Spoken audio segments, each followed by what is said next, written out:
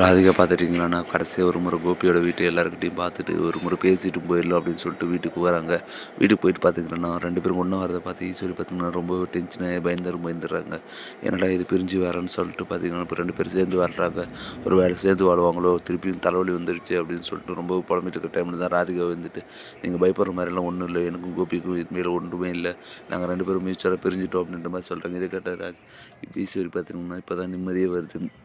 நான் இது வரல எதனா உங்களுக்கு கஷ்டப்பட்டு தான் என்ன மன்னிச்சிருங்க. நான் வந்து கோபியோட அன்பை பெறதுக்கோசம் தான் உங்கள்கிட்ட அவ்வளோ சண்டை போட்டேன்.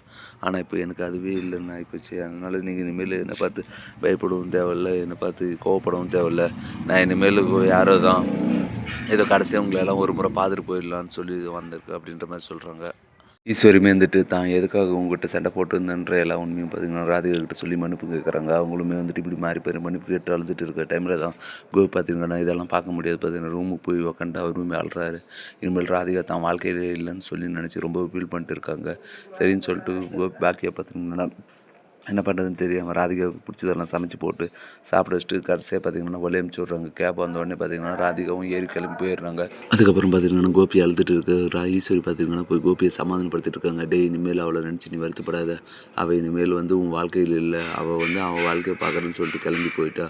நீ அவளை நினச்சி கவலைப்பட்டுருக்காது. இனிமேல் உங்கள் பசங்க உங்கள் இல்லை நினச்சி கவலைப்பட்டு அவங்களுக்கோசம் வாழ பாடுறா அப்படின்ற மாதிரி அட்வைஸ் பண்ணிட்டு இருக்காங்க. உடனே ஆத்திரம் பொறுக்காது பாக்கியை பார்த்திங்கன்னா என்னத்தை பேசிகிட்டு இருக்குங்க, அவங்க பசங்களை பார்த்துட்டு அவரு இருக்கட்டும், அதையும் கவலை எங்கேயும் சேர்த்துறீங்க, நான்லாம் அவர் கூட சேர்ந்து வாழ மாட்டேன், என்னை ஏமாற்றிட்டு விட்டு போனவர் கூட நான் எப்படி சேர்ந்து வாழ்வேன்னு நீங்கள் நினைக்கலாம், அப்படியெல்லாம் உங்களுக்கு ஆணவம் இருந்துச்சுன்னா அது இன்னி கூட உள் தோண்டி வச்சுருங்க, நான் அவர் கூட சேர்ந்து வாழ்கிறோன்ற ஆசையை இனிமேல் எனக்கும் இல்லை அப்படின்ற மாதிரி சொல்கிறாங்க. ஏமா அவளை வேறு இது பண்ணுற, அவள் போக்கிலே போட்டு விடுமா, நான் ஏதோ இனிமேல் என் பசங்களை பார்த்துன்னு காலம் போன போக்கில் அப்படியே காலத்தை தள்ளுறேன், என்னை நினச்சி யாரும் நீங்கள் வருத்தப்பட தேவையில்லை, நான் ஏதோ ஒரு மொழியில் இருந்துட்டு போயிடுறேன் அப்படின்ற மாதிரி சொல்லிட்டு கோபியும் பார்த்திங்கன்னா அங்கே கிளம்பி போயிடுறாங்க. இப்படி தான் வரப்போகிற எபிசோட் வந்து போகுது. அடுத்து என்ன நல்லா இன்ட்ரெஸ்டிங்காக நடக்க போகுதுன்னு அடுத்த வீடியோ சொல்கிறேன்.